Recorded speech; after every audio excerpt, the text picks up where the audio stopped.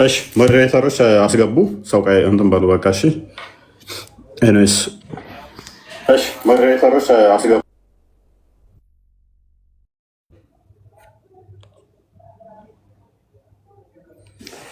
መልካም። እሺ የዛሬ ቶፒካችን ሱረቱ ኢኽላስ ጋር ካለው ጋር በተያያዘ ይሆናል። ሱረቱ ኢኽላስ ላይ አላሁ ሰመድ የሚለው ላይ እሱን መሰረት አድርገን የምንነጋገር ይሆናል ማለት ነው። አላህ አካላቶች እንዳሉት ይታመናል። እነኛ አካላቶች እንዴት ነው ምንድናቸው የሚለውን የምንመለከት ይሆናል ማለት ነው። የምናያቸው የምንዳስስ ይሆናል። እነሱን መሰረት አድርገን እንማማራለን ማለት ነው። እነሱን መሰረት አድርገን እንዲቴል እንሄድበታለን። የምናነሳቸው ብዙ ጥያቄዎች ይኖራሉ። እኔስ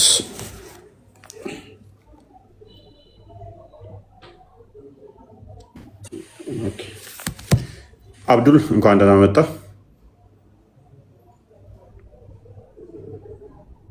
ኦኬ ሙስሊሞች አስገቡ ሞዴሬተሮች።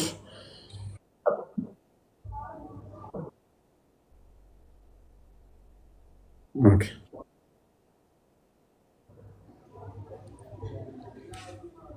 ኦኬ እኔ እሰማለሁኝ። ትሰማለህ? እፎይ ርዕሱን ግልጽ አድርገው እስኪ። ያ አካላቶች አላህ እንዳሉት ይታመናል። አላህ አካላቶች ካሉት እነኛ አካላቶችን መሰረት አድርገን እነኛ አካላቶቹ ሶፍት ናቸው ወይንስ ሃርድ ናቸው፣ ድፍን ናቸው ወይንስ ውስጣቸው ቀዳዳ ያለ ነው የሚለውን የምንዳስስ ይሆናል። ምክንያቱም ይታያል ብለው ያምናሉ። የሚታይ ነገር ደግሞ የቦዲ ባህሪያት ናቸው። መታየት በራሱ ቦዲ የሌለውን ነገር ታዋለህ።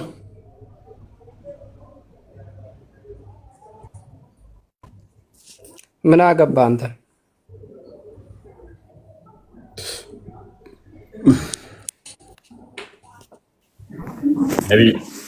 ላይ ነው የምንነጋገረው ማለት ነው። አንደኛ ከእሱ ጋር በተያያዙ የአካላቶቹ እንዴት ናቸው ምንድናቸው የሚለውን የምንዳስስ ሲሆን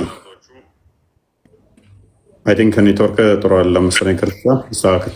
ምን አገባክ ነው አንተ?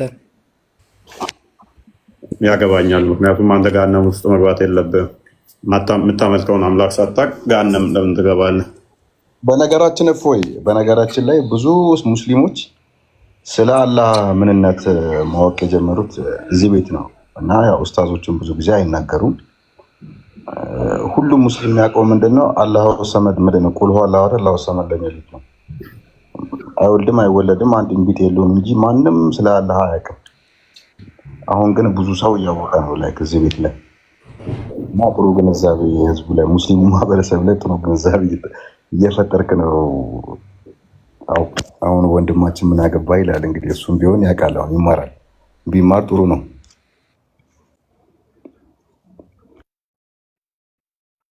ያ በጣም የሚወዱትን ክፍል ምንድን ነው የሚማረው ከዚህ ጃሂል?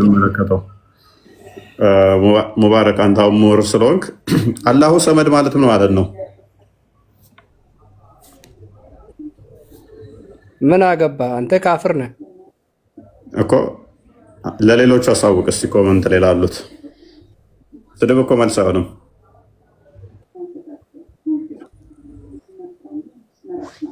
ይሆናል። ለምን አይሆንም? አንተ መጀመሪያ ቄጥህን ጥረግ። ቄጥህን ባጠርግ ሰው ስለ እስልምና ሃይማኖት ምን አገባ አንተ? ምን ቤት ነህ? ሙስሊሞች እውቀታቸው ይሄ ነው። በቃ ስለ አላህ ሲጠየቁ ቄጥህን ጥረግ። ቀዳዳ። እሺ አላህ ድፍን ነው ወይንስ ቀዳዳ አለው? ጥያቄያችንም እሱ ስለሆነ ሰመድ ማለት ለማንኛውም ቤተክርስቲያኑ ታውቃለች። አንተ ድፍን ነው ወይንስ ቀዳዳ አለው? ትመልሳለህ እባክህ እሱን ሙባረክ።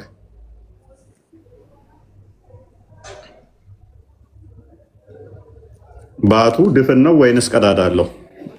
ባት እንዳለው ታምናላችሁ እና ያ ባቱ ለአንተ አይነት ቀዳዳ ምንም አይነት ምላሽ አያስፈልገውም እኮ። የመለስክ እኮ ነው ሳታውቀው። ያው አሁን እፎይ አያውቅም፣ ምንም ጃሂል ነው። ስጠይቃቸው ግን እድሜ ልክ ታያላችሁ፣ ለእሶ ነው እድሜ ልካቸውን። እፎይ ጃሂል ነው ለነሱ። ቤቴ ገብተው ግን ምላሽ የላቸው። ህዝቡን ለማጭበርበር ግን ምን ብለው ይጽፋሉ? እፎይ ጃሂል ነው። እፎይን ለማጥላላት ምን ይላሉ? እፎይ ምንም አያውቅም እኮ። የምጠይቃትን ጥያቄ እያንዳንዱ አትመልሻትም። ቤቴ ገብተሽ ህዝቡ መደለል ትችያለሽ። እንደዛ ብለሽ እፎይ መሀይም ነው፣ እፎይ እውቀት የለውም ብለሽ ህዝቡ መደለል ትችያለሽ። እዛ ምንም አያውቀውን እኔ ቤት ይመጣሉ። እፎይ እውነት ምንም አያውቅም እንዴ ብለው ይመጣሉ። እስልምና ሐሰት መሆኑ ገብቷቸው ይወጣሉ። ምክንያቱም ማነሳቸውን ጥያቄዎች ማንኛቸውም አይመልሷትም። እና ራሳችሁን ታጽናኑበታላችሁ። እንደዛ ማለት ነው። እንደዛ ታጽናናላችሁ። አብዱ እንኳን ደህና መጣ።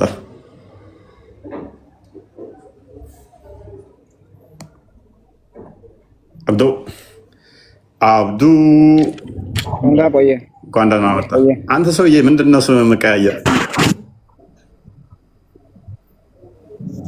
ስም አልቀየርኩም። አንተ ፕሮፋይል ነው ቀየርከው ነው ጨምረሃል?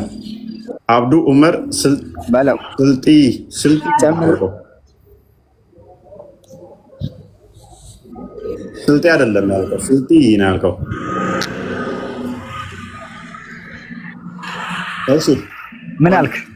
እንኳን ደህና መጣ ብያለሁ። አይተው መልካም አብዱ አብዱ በጣም እሺ ምን አልከኝ? አንተ እኔ ጸባይን አሁን ላይ ሰጥቻለሁ።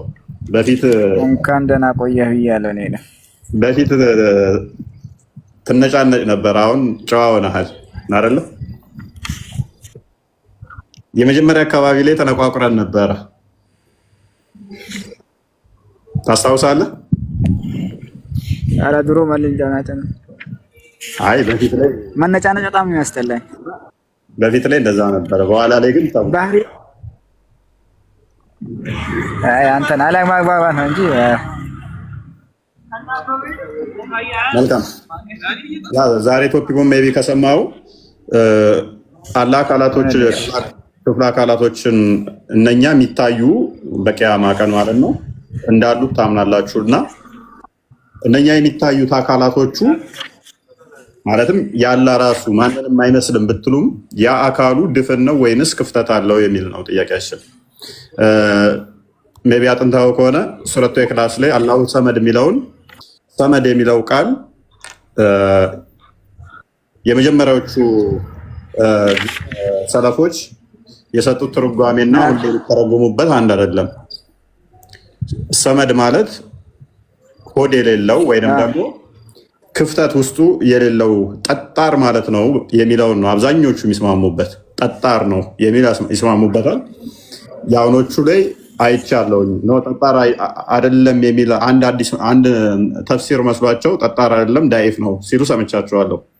ኢብን አባስ ላይ ያላችሁን ሚቅባሳል ተንዊር ኢብን አባስ ነው የሚለው እሱን ተፍሲር ዳኢፍ ሲሉ ሰምቻለሁ። ነገር ግን ከ20 ያላነሱ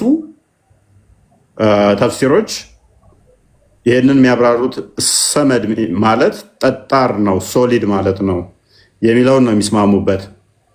ዳኢፍ ላሉት ሰዎችም ጠጣር ነው ለሚሉትም ጥያቄ ስላለኝ ሞሮፍ ዳኢፍ ቢሉት እስማማኛል።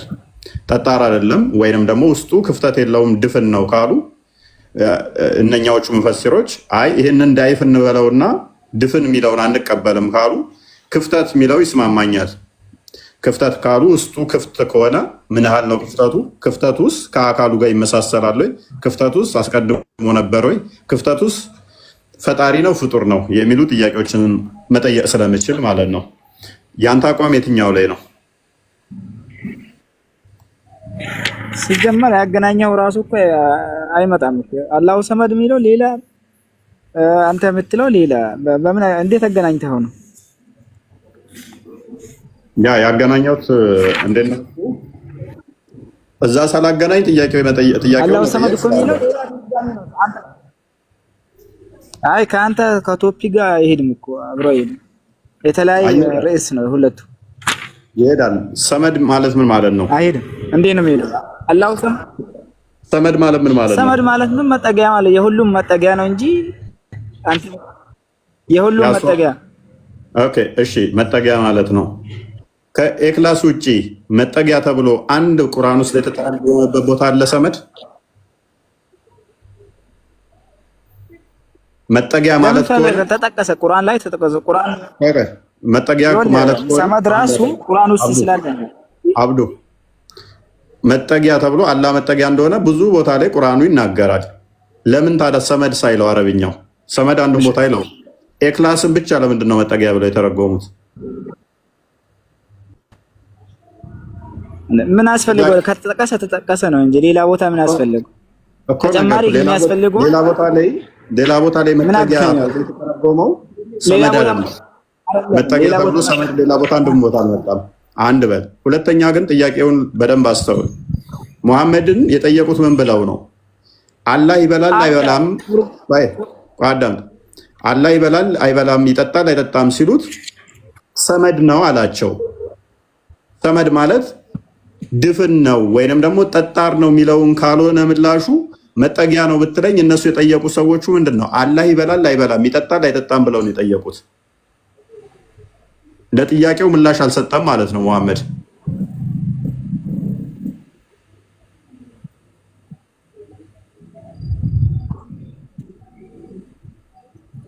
ሰማለሁ አይገናኝም ከአንተው ጋር።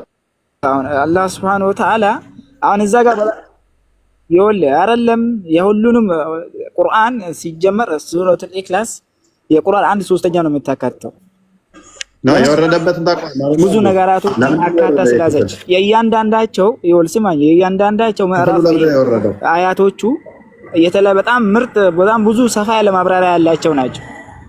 ክፍሉ ለምንድን ነው የወረደው? አብዱ ይበላል አይበላም ተብሎ ተጠይቆ ነው አይደል? ነገር ከኝሱማ ትክክል ነው። ያ አንዱ ቁርአኑን ክርስቲያን አንዴ ተፍሲሩን አውጣው ቁርአኑን በአማርኛ ያለውን። ስለዚህ የተጠየቀው ምንድነው? ያስገባል ምግብ አያስገባም ለሚለው ነው ለማስረዳና አብዱ ሰመድ ማለት ማስገቢያና ማስወጫ ማለት ነው። ምክንያቱም ሰዎቹ የጠየቁት ይበላል ወይ ነው። ስለዚህ ለዚህ ጥያቄ ነው ይበላል አይበላም፣ ይጠጣል አይጠጣም። ለዚህ እሱ የሰጠበት ምላሽ ምንድነው? እሱ ማስገቢያም ማስወጫ የለውም የሚል ነው ምላሹ። ማስገቢያና ማስወጫ የለውም። ክርስቲያን አንብበው እንትኑን። ኦኬ ከጀምሩ ሱረቱል ኢክላስ የወረደበት ምክንያት ምንድነው? ያው ሙስሊሞች እንደሚያምኑት ቁርአን የወረደበት የአንቀጾቹ የወረዱበት ምክንያት ወይም አስባብ ነዙሉ አላቸው ብለው ያምናሉና ሱረቱል ኢክላስ የወረደበት ምክንያት ምንድነው? ምን ብሎ ተጠይቆ ነው መሰላችሁ? መሐመድ ይሄንን ተፍሲር ቁርአን በአማርኛ ተፍሲር ያለውን ላንብብላችሁ በሼክ መሐመድ ዘይኔ የተጻፈውን ማለት ነውና ይህ ምዕራፍ የወረደበት ምክንያት በተመለከተ ሁለት ዘገባዎች የተዘገበ ሲሆን ይላሉ። የተወሰኑ ሙሽሪኮች ወደ ነብዩ መጥተው ሙሐመድ ሆይ አላህ መልአክን ከብርሃን፣ አደምን ከጭቃ፣ ኢብሊስን ከእሳት፣ ሰማይን ከጭስና ምድርን ከውሃ አረፋት ፈጠረ። እስቲ ጌታ ከምን እንደተፈጠረ ግለጥልን። ከምንድን ነው የተሰራው? ከወርቅ ነው ወይስ ከነሐስ ወይስ ከብር? ይበላል ወይስ ይጠጣል ብለው በመጠየቃቸው ነው የወረደው።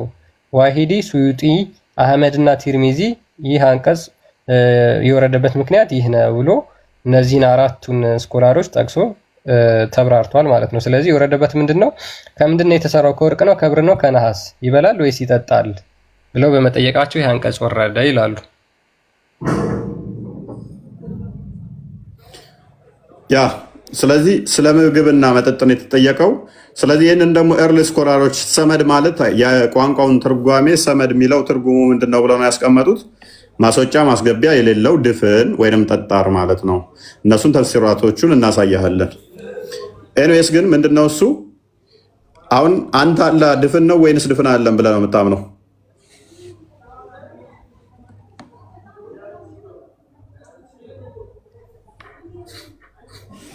አብዱ ምኑ አላህ የሚታይ አካል አለው አይደለ? በቂያማ ቀን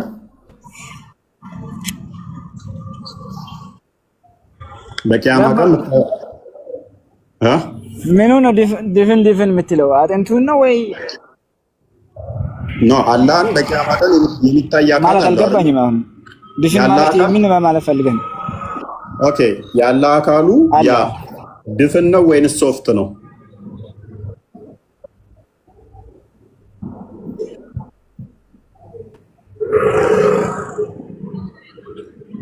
ያለ አካል አለው ተብለናል፣ አናውቀውም። ምን አይነት ብሎ መዘርዘር ራሱ ኃጢአት። የፈጣሪን እንዴት ብለህ ተዘረዝረዋል? ይሻላል። ምን ብዬ እንደኔ ልበልህ? ይሻላል። እሺ መልካም።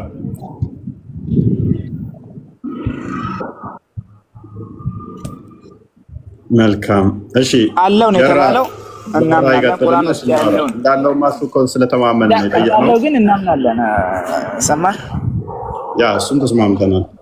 ለዛ ነው እንዳለው ከተማመንን ያ ያለው ነገር ግን ከሁለት አንዱ ነው የሚሆነው። ወይ ድፍን ነው የሚሆነው፣ ወይ ድፍን ነው የሚሆነው፣ ወይ ሶፍት ነው የሚሆነው።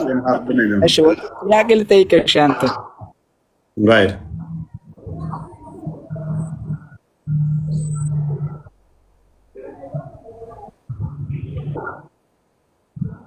አልሰማም ነኝ። እሺ ጥያቄ ልጠይቅ። አንተ አሁን ምሳሌ እግዚአብሔር አይም ወይም ደግሞ ስማኛ፣ ቆይ ጥያቄ ልጠይቅህ። ይሰማል፣ ያያል፣ ያወራል ብለህ እንዴት ነው የምታምነው አንተ እግዚአብሔርን? ይሰማል ስል ግን አንደኛውን የእናንተ ጥያቄው የሚያከብደው ለምን እንደሆነ ታውቃለህ? እናንተ ላይ ትሰማለህ፣ የኔ አይሰማም። አይሰማም።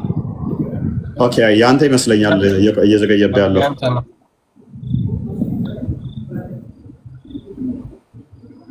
ያንተ ነው እየዘገየብህ ያለው።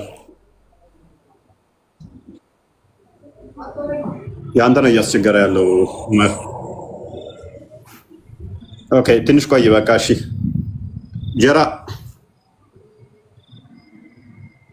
ጀራ ሱሌማን ይሰማችኋል?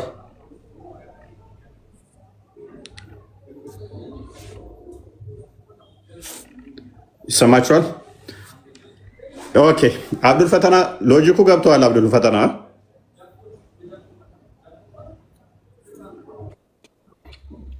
ግልጽ ነው። አላህ ይታያል ብለው ያምናሉ። ሉክ የሚታይ ነገር ደግሞ ከሆነ አንጻር ነው የምታየው አይደለ? ከዚህ ጋር ሆነ እንደዛ ታየዋለህ። ያ የምታየው ነገር ደግሞ ስፔስ ኦኮፓይ ማድረግ የሚችል ነው። ጋነምን በእግሩ ረግጦ እሷ ላይ ፕሬር አሳርፎ እሷንም መሙላት የሚችል ነው አይደለ? ጭኖባት እግሩን። እንደዛ ከሆነ በጀሃነም እግሩን ነው የሚያሳልፍ። ያ እንደዛ ከሆነ ይሄ አካል ይሄ እግር ወይን ጠጣር ነው ወይን ለስላሳ መሆን አለበት አይደለ? ከኛ አንጻር ከፍጡራን አንጻር እንትን ሲባል ግን ሪል እግር አለው፣ በትክክልም እግር አለው። ግን በሰው መልክ ሊገለጽ አይችልም። ያው አላህ ምንድነው ፍጹምና ያው ትልቅ ነው፣ ግዙፍ ነው። ከሰው አንጻር ሊገለጽ አይችልም እንጂ የሚዳሰስ እግር እንዳለው ተነግሯል። እንግዲህ በጀሃነም ቀን በሚያደርገው ማለት ነው። ጀሃነምን ስለሚረግጣ መርገጥ በራሱ መዳሰስ ነው አይደለ? ስለዚህ ያ የሚዳሰስ ነገር ደግሞ የሚረግጥህ አካል ወይን ጠጣር ነው ወይን ሶፍት ነው ወይን ውስጡ ክፍት ነው ወይንም ደግሞ ድፍን ነው አይደል የሚሆነው? ዞሮ ድፍን ነው ይላል ቁርአን ላይ ሱረቱል ኢኽላስ ላይ አሳመድ ላይ ሰመድን አንቀበልም አሉ። ድፍን ነው የሚለውን አንቀበልም ካሉ እኛ ይመቸናል። ድፍን አይደለም የሚለው ይመቸናል። ድፍን ካልሆነ ውስጡ ክፍት ይሆናል ማለት ነው። ሃሎ ነው ውስጡ ክፍተት ያለው ማለት ነው። ክፍተት ከሆነ ደግሞ ይሄንኛው አካሌና ይሄ ክፍተቱ አንድ አይደለም፣ እኔ ጋር አይደለም። ስለዚህ አላህ ተፍሲር ላይ በግልጽ ተቀምጧል አይደል? ተፍሲር ላይ ተቀምጧል አይደል? መውጫም መግቢያም የለም። ከ20 በላይ ተፍሲሮች አሉ ድፍን ነው ብለው፣ ጠጣርና ድፍን ነው ብለው ከ20 በላይ አስቀምጠውታል። የአሁኖቹ ግን ሶሊድ ነው የሚለውን አንቀበልም። አንድ ሁለት ኡስታዞች ሲሉ ሰማዋቸው። ሰው እንደዛ ካሉ ክፍተት አለው የሚለው ደግሞ ለእኛ በጣም አመች ነው እንደውም። ስለዚህ አላህ ምን አለው ማለት ነው? ራሱ ማይመሳሰል ክፍተት የሆነ ፍጡር ያልሆነ ሆድ ውስጥ ክፍተት አለ ማለት ነው። አካላትን ስንዘረዝር እንደዛ ነው አይደለም? ይሄኛው አካሌ አይኔ ስፔሱ አፌ ውስጥ ካለው ጋር አይመሳሰልም። ይሄ ስፔሱ ራሱ ክፍተቱ ፍጡር አይሆንም ማለት ነው ለአላህ ሲነገር። ፍጡር ያልሆነ ስፔስ አላህ ውስጥ አለ ማለት ነው። ያ ነገር ራሱ ስፔሱ ፍጡር ነው ፍጡር አይደለም? ስፔስ እንዳትለው ደግሞ ይሄ ምንድነው የደም ስር የሚባል ነገር የለም አላህ ላይ። አሁን ቁርአን ላይ እኮ የተገለጸው ስንት ነገር መሰለ። አሁን አይኑ ተገልጿል። አይኑ እንደገና ማየቱ፣ ፊቱ አለ። ከዛ በኋላ ጣቶቹ አሉ። አይኑ ይሄ ከኑህ ጋር በተያያዘ የተናገረበት ነገር አለ። ከዛ ውጭ ደግሞ እጁ አለ፣ አደምን የፈጠረበት በእጅ የፈጠርኩት ይላል። ከዛ ውጭ ጣቶቹ አሉ። የሁላችንም የሰው ልጆች ልባችሁ በሁለት ጣት የሰራቸው ነው የሚለው ቁርአን ላይ በግልጽ ተቀምጧል። ጣቱ አለ፣ እጁ አለ፣ አይኑ አለ፣ ፊቱ አለ። ቀጥሎ ምን አለ? ባቱ አለ። ከዛ በኋላ ደግሞ እግሩ አለ። ስለዚህ እነኚህ የተያያዙ ናቸው የተነጣጠሉ። እነኚህ ደግሞ የተያያዙ ከሆኑ ብቻ የተጠቀሱት ማለት ነው። ያ ከዛ ውጭ ሆድ፣ ደም ስር ምናምን የሚባሉ ነገሮች ደግሞ የሉማ። አገጭ የምትለው ነገር ይሄ መስል የምትለው ነገር ያው ዞሮ ዞሮ የሉ። ስለዚህ ኮኔክተድ አይደሉም፣ አንዱ የተያያዙም አይደሉም ማለት ነው። ጆይንት የላቸውም። ምናልባት እኔ ቁርአንም ላይ እኛ እያለ የሚናገረው እሱን ነው የሚመስለኝ። ስለዚህ ስብስቦቹ ማለት ነው እርስ በርስ። ስለዚህ እኛ ብሎ የሚናገረው ምኑ ነው? እጁ ነው የሚናገረው? እግሩ ነው የሚናገረው? እንደዛ ከሆነ ደግሞ እኛ ብሎ የሚናገር አንድ ላይ ነው እንግዲህ እኛ ሲሉ ኦኬ፣ እንዳለ አካላቶቹ ተሰባስበው ማለት ነው በመለኮት አንድ ስለሆኑ ማለት ነው። ስለዚህ እያንዳንዳቸው ፈጣሪ ናቸው ማለት እንችላለን። ተግባራቸውም ይለያያል። እያንዳንዳቸው ፈጣሪ ናቸው ማለት እንችላለን። እጁን ለምሳሌ ፈጣሪ ነው ማለት እንችላለን። ተግባራቸው ይለያያል። አሁን ለምሳሌ እጁ የሚያመለክተው ስለ ጥንካሬው መፍጠሩ ሁላ መፍጠር የሚባል ነገር ከእጁ ጋር ነው የሚገለጸው። ጥንካሬ ይሄ ፓወሩ። እግሩስ?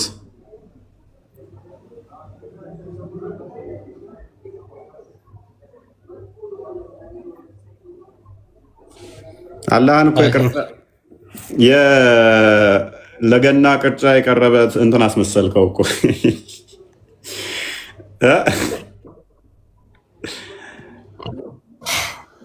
የምሬን እኮ ነው። ቃል አታከፋፍልም አላህን። የምሬን እኮ እንደ ቅርጫ ስጋ አይገናኙም፣ ለየብቻ ናቸው ካለኝ በኋላ ሰው አስቸጋሪ ያደርገዋል ማለት ነው። ኤኔስ ቶፊክ እንኳን ደህና መጣ።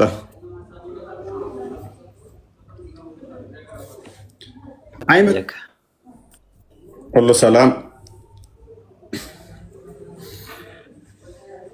ሰላም አለን።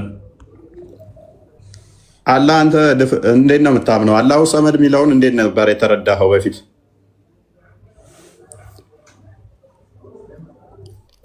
ብነገርህ ታምናለህ? ትመለሳለህ? ወዴት ወዴት? ወደ እስልምና ነው። ገሃነም እንድገባ ትፈልጋለህ? ወደ እስልምና ቶፊክዬ፣ ገሃነም እንድገባ ትፈልጋለህ? ምን በደልኩ? አትወደኝም ማለት ነው? እዚህ ናት እስልምና ገብተህ ገሃነም የምትገባ ነገር የለም። እስልምና ገብተህ ገሃነም የምትገባ ምክንያት ምንም ነገር የለም። ኧረ ተው፣ ትፈልጋለህ? ምን በደልኩ? ከላይ ቢያገኘኝ ራሱ እግሩን ስለሚጭንባት ገሃነም ላይ ወደ ውስጥ ነው የሚጨምረኝ። እሺ፣ በምን አወቅኩኝ እንደዛ ከመሆኑ? መልካም አካላቶች እንዳሉት ታምናለህ አይደለ? የሚታዩ በቂያማ ቀን ማለት ነው። አላህ የራሱ የሆነ አካላቶች የሚታዩ በቂያማ ቀን የምታዩዋቸው አካላቶች ዛቶች እንዳሉት ታምናለህ? ዛት እንዳለው ታምናለህ? አምናለሁ። መልካም ያ የአላህ አካል ማንንም አይመስልም የምትለው ሎክ ገሃነም ላይ እግሩን እንጭንባታል አይደለ? በቂያማ ቀን ይጭንበትም አይጭንበትም ትመለሳለህ ወይ? ጥያቄ መጀመሪያ እኮ ቅድሚያ ጥያቄው ላይ ፎከስ አድርገና አንተ የጠየቅከው ነገር ለማብራራት ስማ፣ አንድ ጥያቄ ልጠይቅ። አንድን ነገር ለመጠየቅ ስትመጣ ያንን አውቃ የምትመለስ ከሆነ ይብራራል፣ ችግር የለም። ግን ዝም ብሎ ያለህን ስም መቋሸሽ ምንድን ነው ትርጉሙ? የአንድ ጥቅም እኔ እኮ አይደለም የሚያንቋሸው። ምን ብዬ አንቋሸሽኩት? የማንቋሸሽ እኮ አይደለም፣ ጥያቄ ነው እየጠየኩ ያለው። ትመለሳለህ ወይስ አይመለስም? ገሃነም ነው የሚገባ ትላለህ። ስለዚህ ምን ነው የሚመለሰው ለአንተ? እሺ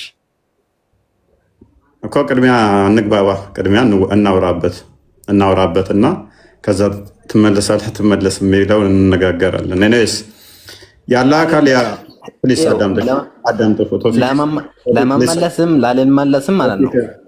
አላህን ንገረኛ ቅድሚያ በአንድ ፖይንት አላህን ንገረኝ ቅድሚያ ለመናገር በፊት ታምናለህ ትመለሳለህ ወይ ነው? አው ካልክ ይነገርሃል፣ ችግር የለም። ማታምነው ከሆነ ማትመለሰው ከሆነ ጥያቄ ሊፋቱ ለምንድን ነው የምጠይቀው? ችግሩ ምንድን ነው? ገሃነም መግባት አልፈልግም። ሰው ለእኔ ሳይሆን ለሌሎቹ ስትል ምላሹን መመለስ። ስለዚህ ገሃነም ማግባት ማልፈልግ ከሆነ ማለት ነው ስማ፣ በአንተ አፍ ገሃነም ከሆነ ቶፊቅ፣ ለማመንም ላለማመንም እኮ መጀመሪያ የጠየቀውን ጥያቄ ስትመልስ ነው። የሚያሳምን ከሆነ ከዛ በኋላ የማያሳምን ከሆነ የሚለውን ደግሞ የሚታይ ይሆናል ማለት ነው። መጀመሪያ ግን ምኑን ነው አንተ የትኛውን መልሰህ ነው የምታምን ከሆነ ማታምን ከሆነ የምትለው? የሚወሰድ መጀመሪያ ስናዳምጥ ነው። እሺ በቃ ስለዚህ የጠየቀውን ጥያቄ ሌሎቹ ጃራ እንኳን ላመጣ ያንን ጥያቄው ለመመለስ እኔ ዝግጁ ነኝ፣ በራሴ በኩል ዝግጁ ነኝ። በቃ መልስ። ቶፊክ ሰዓት አትግደል። ጃራ እንኳን ላመጣ ሱሌማን ወይንም ናስር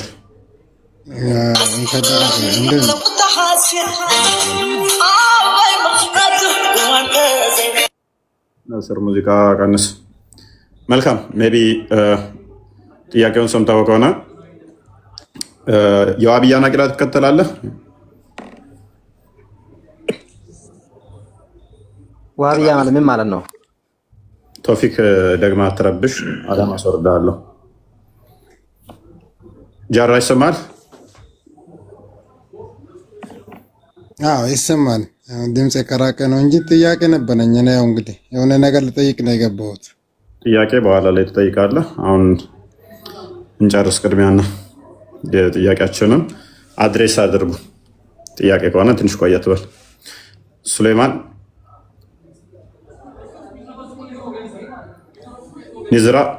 ኒዝራ ነው የሚለው።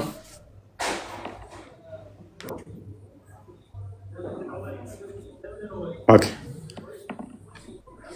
መልካም። ክርስቲያን ቀጥል። እድል አሰጠኝም ትንሽ ጃራ በኋላ አካባቢ ትጠይቃለህ፣ ከአንድ ሰዓት ከምናምን በኋላ። መጀመሪያ ጥያቄያችንን በደንብ አድሬስ አድርጉትና ሙስሊሞች ሜይ ቢ መልስ መመለስ የምትችሉ ከሆነ አላህ ምን ብለህ ነው የምትረዳው አንተ ጃራ? ስለ አላህ አታውቅም ወይስ አላሁ ሰመድ ምን ማለት ነው? ቀላል ጥያቄ ነው። የነን አትቀበሉም? መጀመሪያ ሀሳብ ጥያቄውን ስላነሳ ነው ሀሳብ እንዳይበተን መጀመሪያ እኛን ሀሳብ እንጨርስና በቃ ጥያቄ ብቻ ከሆነ ያለ በኋላ ይጠይቃል። አይ ቆያችሁ ላይ ብዙ ጠብቃለሁ እኮ ቆይቻለሁ። ገና እኛ ራሱ ከጀመርን ጥያቄ 15 ደቂቃ አይሆነንም ወንድማችን። አንዴ ቆይ። ሱሌማን አለ? ሱሌማን ልክ ወሃቢያዎች የወሃቢያ ሙስሊሞች አላህ አካል አለው ብለው ያምናሉ። እጅ፣ እግር፣ ባት፣ ጣት ምናምን የመሳሰሉ አካላትን አሉት የማንንም የማይመስል አሉ ብለው ስለሚያጸድቁ እነዛ አካላቶች እነዛን አካላቶች ተመርኩዘን ነው ይህን ጥያቄ የምንጠይቃቸው ማለት ነው። እና ይሄ አካል ውስጡ ድፍን ነው የተደፈነ ነው ወይስ ክፍተት አለው ነው ጥያቄው። ውስጡ ድፍን ነው አላህ ውስጡ ክፍት ነው ወይስ ድፍን ነው ጃራ?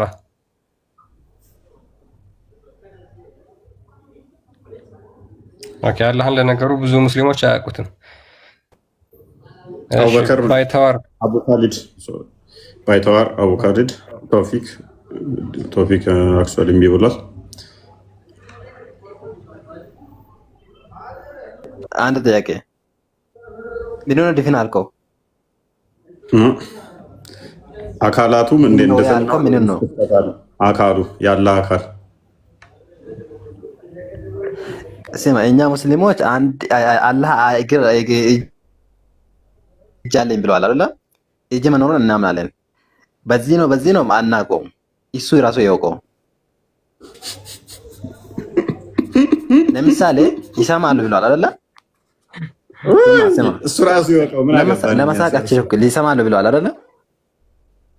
ግልጽ ነው ይሉሃል። ይመጡና ከዛ እኛ ስለ አምላክ ስንጠየቅ የፈለገ ጠይቁ፣ እኛ ጋር ግልጽ ነው፣ ሁሉን ነገር እንመልሳለን። እናንተ ጋር ሚስጥር እያላችሁ እናንተ ጋር እኔ ያወቅኩትን እየመለስኩ እኮ ነው። ተሰብሰማ መጀመሪያ እጅ አለ ይሰማል ብለዋል። አይን አለ ብለዋል አይደለ? አይን አለ። አይን ማኖሩን አውቃለሁ። ለምሳሌ አያለሁ እንትን አለው፣ ግን እንደዚህ ነው ብዬ ለመናገር አልችለውም። ግን ያንተ አይንና ወይም የካፕት አይን አንድ ነው ወይ ነው ጥያቄ? ሆድ አለው አላህ ስለው ነገርባት ቦታ ምንም ነገር ይኸው መልሱ እዛ ጋር አለ። ምን ሌላ አንዴ ጃራ ሚውት አድርጋ አንተ በቃ ስለማመልስ ሚውት አድርግና ቆይ ቶፊቅ ሆድ አለው አላህ የለውም? ወይ ሆድ አለው አለ ቦታ አውጣ አንተ ጥያቄ ነው እንዴ? ጥያቄ ሆነ የጠየቁ ምን ሆናል? አለው መረጃ አመጣለሁ ብዬ እየተከራከርኩ አይደለም፣ እየጠየቅኩ ነው። ሆድ አለው ወይስ የለውም? አላህ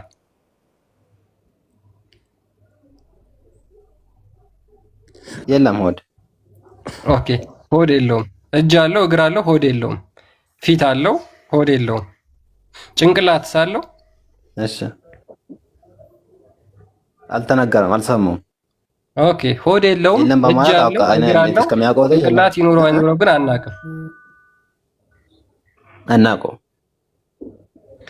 አላህ ሙስሊሞች ብዙ ጊዜ ደጋግሞ የሚናገሩት እስልምና ግልጽና የተብራራ ነው። ስለ አምላክ ቢጠየቅ የትኛውንም ጥያቄ መመለስ እንችላለን፣ ቅድም እፎይ እንዳለው ማለት ነው። ከዛ በኋላ ይሄንን ጭንቅላት ይይዙና የክርስትናን መጽሐፍ ለመተቸት ይነሳሉ ማለት ነው። አምላካቸው ግን ጭንቅላት ይኖረው አይኖረው አያውቁ። እንዴት ነው አምላክ ጭንቅላት ይኖረው አይኖረው ሳታቅ ከዛ በኋላ ደግሞ የክርስቲያኖች አምላክ ብለን ለመተቸት የምትነሳው ማለት ነው? ሉክ አምላክ አላህን ጭንቅላት ይኖረው አይኖረው አያውቁ። በፖይንቱ እኮ ለምን አትነጋገሩም ነው ጥያቄው። ያነሳው ስለፊትና ስለ እጅ ነው አይደል? ያነሳው ስለዚህ ወደ እናንተ አልኮ ለምን ይላል ነው ያኛን ጠይቆ ወደ ቶፒኩ እንመለስና እነኛ አካላቶቹ ያሉት ላይ ብቻ በምታጸድቁት ላይ ቁሙና በማያቱ በመስማቱ በእጅ ባለው ማስማም አለው። መልካም በቃ ያ እጅ ያልከው አካል በቂያማ ቀን ልታየው ትችላለህ አይደለ?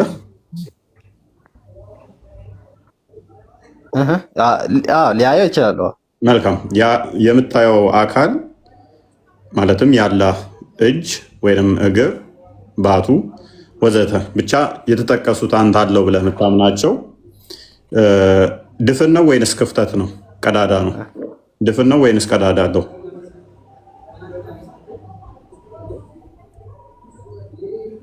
ማለትም የምታየው እጅ ላይ ምን አይነት ቀዳዳ ይኖራል? ለምሳሌ እንደ እጅ ለምሳሌ አሁን ብዙ ቀዳዳ አለው። ይሄ ራሱ ወንፊት ነው። የቆዳህ ራሱ ወንፊት በለው። ወንፊት ታውቃለህ? ሴቶች ዱቄት የሚነፉበት ይሄ ቆዳችን ወንፊት ነው። ወንፊት ነው። ያወጣል። ለምሳሌ እንደ ወንፊት ያወጣል። በጣም ያወጣል። ላብህ የሚወጣው ያወጣል። ያንተ እጅ እንደ ዱቄት ያወጣል። በጣም ላብህ የሚወጣው ከውስጥ እንደሆነ ታውቃለህ። ላብህ ከውስጥ ሲያልብህ ሲወጣ ላየው ቀዳዳ ስላለው ነው የሚወጣው። እኔ እኮ የማያስጨንቅ ነገር ላብን የሚያወጣ ማን ነው? ጥበቡታውን እናንተ ማለት ነው እኮ የአስተማሪ ነህ፣ ዲያቆን ነህ። የማይመስል ጥያቄ ከምጠይቅ እንደ እውነታ የሃይማኖት አባት አስተማሪ ሆነ ተረጋጋ ፕሊዝ። አላህን መጠየቅ ማይሆን ነገር ነው። አያችሁ አይደለ? እስልምና እፎይ ጃሂል ነው አቡ ጃሂል በሉት፣ እፎይ መሀይም ነው እንደማለት እኔ ቤት ገብቶ መመለስ ቀላል አይደለም። እፎይ መስለብ ይቻላል፣ ቪዲዮ እየሰሩ ስማ እፎይ መተቸት ይቻላል፣ እኔ ቤት ገብቶ መመለስ ግን አይቻልም። ሙስሊሞች ታለቅሷታላችሁ እንጂ እፎይ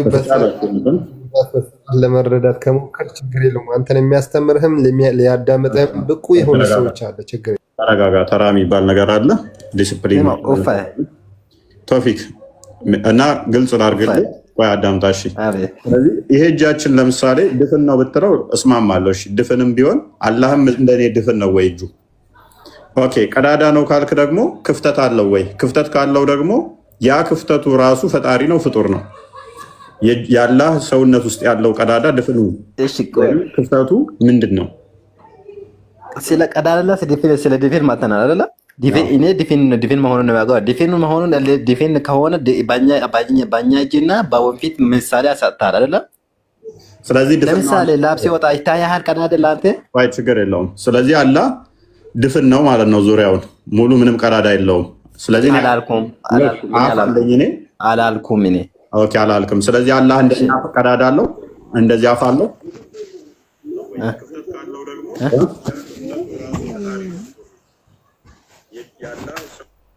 እንደዚህ ቀዳዳ አለው ወይ? ትስማማለህ? በሱስ አፍ አለ ብሎ ነግሯል። እየጠየቀው ነው። ትስማማለህ ወይ? ስማ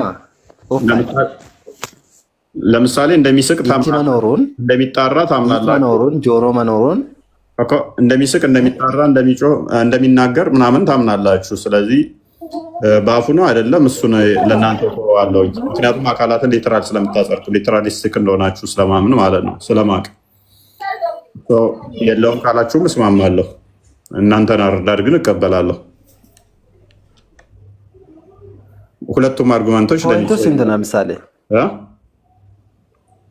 ዋና ጽንሱ ስንት ያከዛል? ለምሳሌ እኔ አፎፋይ እጅ መኖሩን ጆኖ መኖሩን አያለው ሰማ አለው ያለው መንገድ እስማማለሁ። በዛ ቀዳዳ አለ የለም ለአንተ አትተናገርም፣ እኔም ያላውኩት አልናገርም። መልካም። ስለዚህ አላውቀውም በሚለው ለፈዋ በቃ አንተ። ስለዚህ እኔ ጥያቄ ግን ይቀጥላል ማለት ነው። ምክንያቱም ትልቅ አርጉመንት ጥያቄ ለምሳሌ አያለው ወይ ሰማሉ ብላ አይደለ?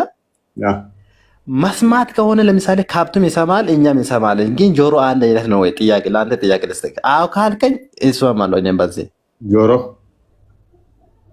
ጆሮ መሆኑን ለምሳሌ ሰው ልጅ ጆሮ ካለ ነው እንስሳት ሰው የሚሰማው አይደለ?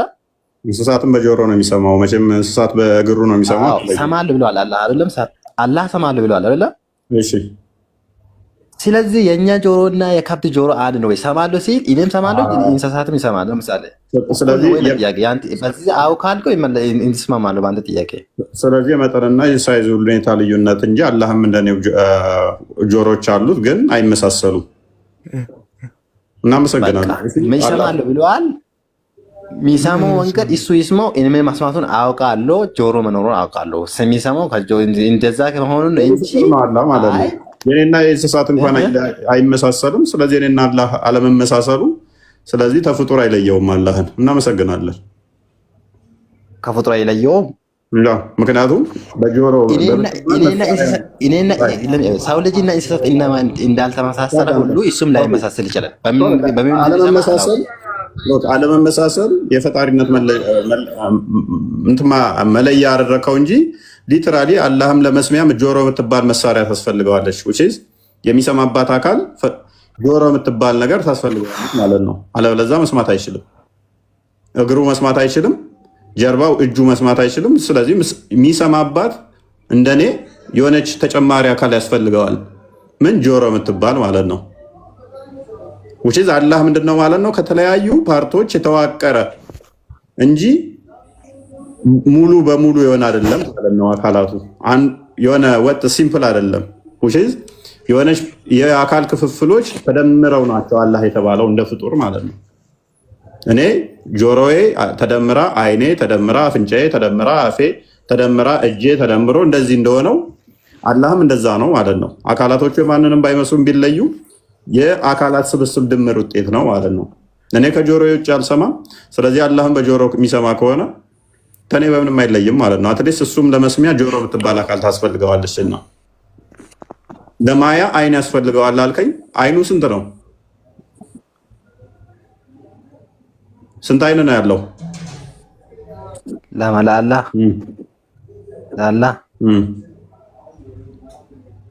አያል ብለዋል።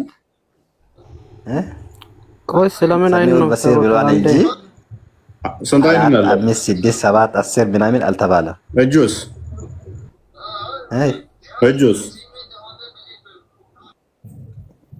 እጁ ስንት ነው? እጁ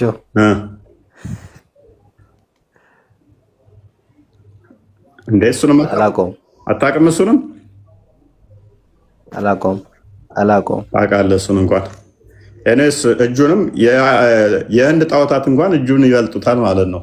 6 እጅ ያላቸው አሉ የህንድ ጣዖታቶች።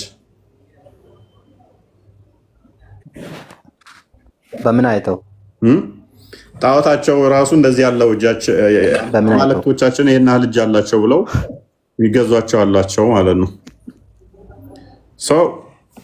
ጣዖት ሰው ሰራሽ ፈጣሪ እንዴት ሆኖ በምን አይተው አመኑ 4 እጅ መኖሩን? ለአንተ ጥያቄ መልካም። ለእኛም እኮ አላህ እኮ አንተ ብለህ የምታመልከው አሁን እየነገርከን ያለው የጣዖት ባህሪ ነው። ጣዖት ነው ብለን ነው የምናምነው። ጣዖት እኮ ሰው ሰራሽ እኮ ነው። እናንተ የምታመልኩት ሰው ሰራሽ ነው የምታመልኩት። ጣዖት ነው ብለን ነው የምናምነው። አንተ የምትዘረዝረው ነው ጣዖት ነው ብለን ነው የምናምነው። ያ ጣዖቱ ድፍን ነው ወይንስ ቀዳዳ አለው? ምክንያቱም መሐመድን አላህ ይበላል ይጠጣል ወይ ብለው ሲጠይቁት ሆድ የለውም ነው ያላቸው።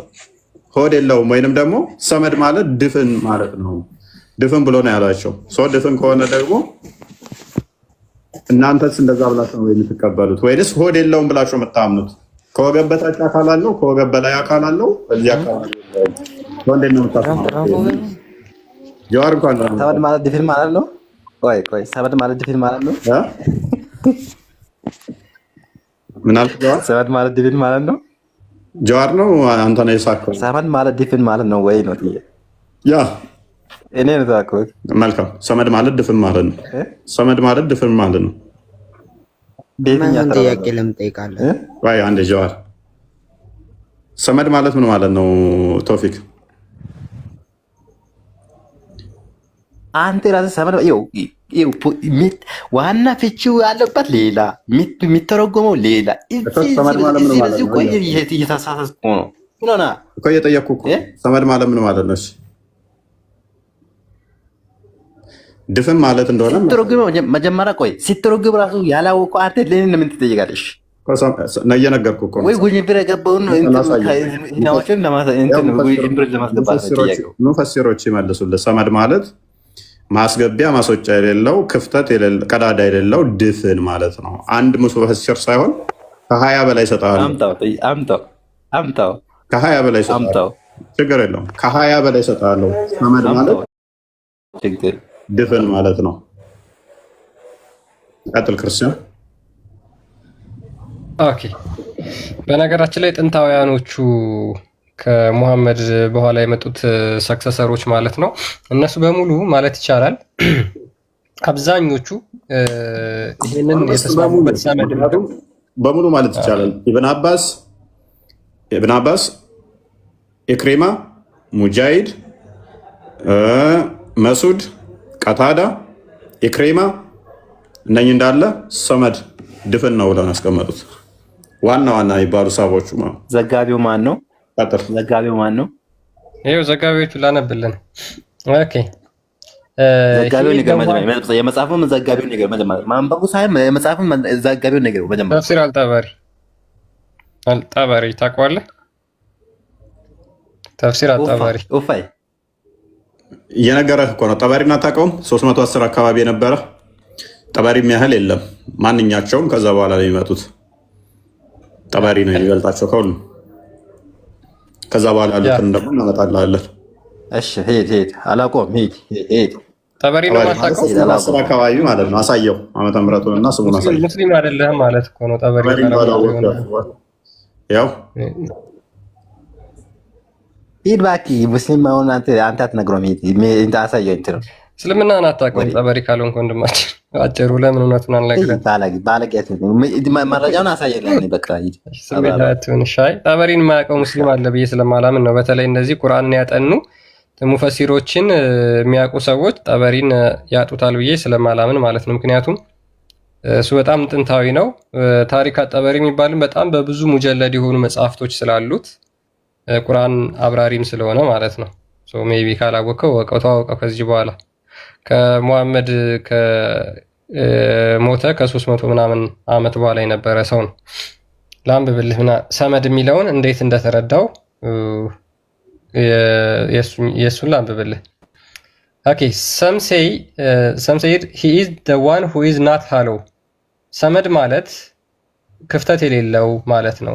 and he's neither eat or drink የማይበላ የማይጠጣ ክፍተት የሌለው those who said includes ይህን የተናገሩት የሚያካትተው አለ አብድራህማን ኢብን አልአስዋድ ሙሐመድ ኢብን ራቢያ narrated to us on the authority of Salman ibn Sabur on the authority of Atiyah on the authority of Ibn Abbas የመጨረሻው የት ይሄዳል ሰንሰለቱ የመሐመድ ያጎት ልጅ ወደ ኢብን አባስ ይሄድና ምን ይላል አሰመድ ኢዝ the one who is not hollow ክፍተት የሌለው ከዛ በኋላ እነዚህን ሌሎችንም እነ ሙጃሂድን ምናምን ከጠቀሰ በኋላ አሰመድ ኢዝ the one the solid ጠጣር የሆነ one that has no cavity ምንም ክፍተት የሌለው ጠጣር ማለት ነው ሆድ የሌለው እያለ ይቀጥላል ብዙ ናቸው በነገራችን ላይ አልሃሪዝ narrated to me saying አልሐሰን narrated to us saying ሌሎችም ታቢያኖች ምናምን ከጠቀሰ በኋላ አሰመሪ the solid one that has no cavity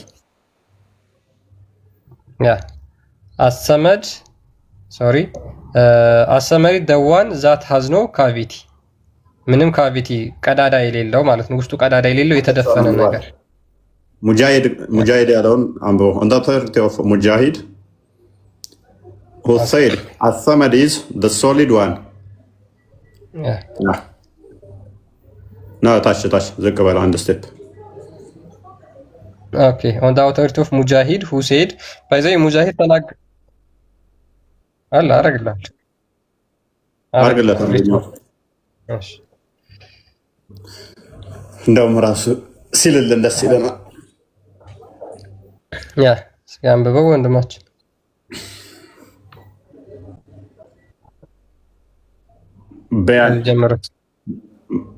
በያን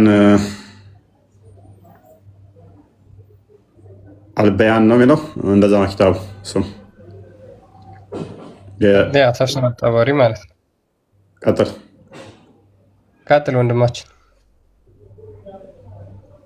ከዚህ ጀምሮ እስኪ አንብበው መረጃውን ከየት ነው የምታመጡት ዝም ብላችሁ አታንብቡ አንብብ ያው በአረብኛ ኪታቡ እስኪ አንብብ ያው ኪታቡ ተከፍቶላል ከጎግል ዝም ብለህ ሰርች እያደረግ አንብብ ይሄ ምን ይላል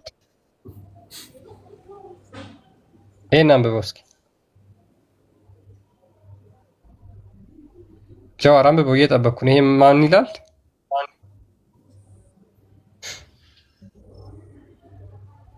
ይሄ ማን ነው የሚለው መረጃ ሲመጣ አታነቡ አድምቀለት አሳየው ማን ይላል ወንድማችን ጀዋር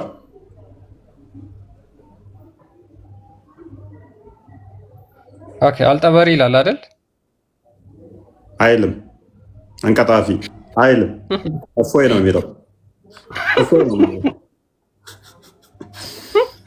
ተፍሲር አልፎይ ትላለ ያለው ተፍሲር ወንድሞቼ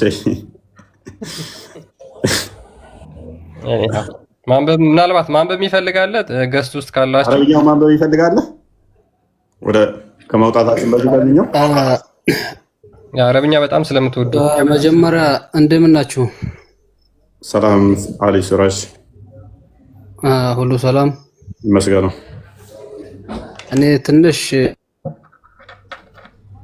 ነበር تفسير جامع البيان في تفسير القرآن الطبري جوار ቆይ ጀዋር እሱን ኪታቡን ጠይቀ ማለት ነበር ታነባለህ ቆይ ትንሽ ቆይ ተረጋጋማ ታነባለህ በኋላ ትንሽ ጥያቄ ነበር ጥያቄ ትንሽ ቆይ 5 ሰዓት በኋላ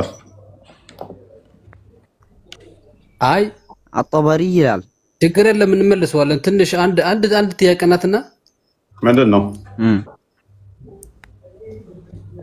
ማለት ጥሩ ነው ያው በመጀመሪያ ነው የምጠይቅህ አሁን